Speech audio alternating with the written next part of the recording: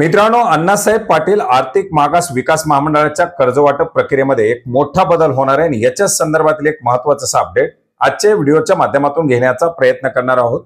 नमस्कार मित्रांनो, मी प्रभाकर। आपण पाहत आहात आपले माहिती केंद्र। चॅनलवरती नवीन असाल तर सबस्क्राइब करायला विसरू नका, जेणेकरून असेच नवनवीन अपडेट सर्वात प्रथम आपल्यापर्यंत पोहोचतील।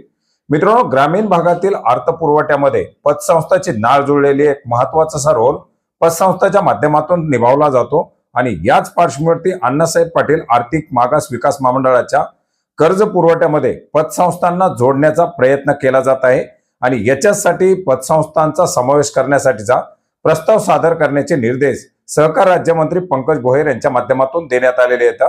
मित्रांनो, मराठा समाजातील तरुणांना उद्योगासाठी अर्थसहाय्याची प्रक्रिया ही अण्णासाहेब पाटील आर्थिक मागास विकास महामंडळाच्या माध्यमातून पार पाडली जाते आणि हीच प्रक्रिया अधिक सुलभ करण्यासाठी ग्रामीण भागातील या तरुणांना कर्ज पुरवठा उपलब्ध होण्यासाठी पतसंस्थाच्या माध्यमातून कर्ज पुरवठा होण्याच्या संदर्भातील हा एक महत्त्वाचा निर्णय घेण्यात आलेला आहे।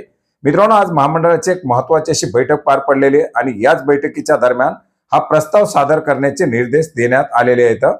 याच्यामुळे आर्थिकदृष्ट्या सक्षम, पारदर्शक, शिस्तबद्ध सहकारी पतसंस्थांना या ठिकाणी प्राधान्य मिळणार आहे।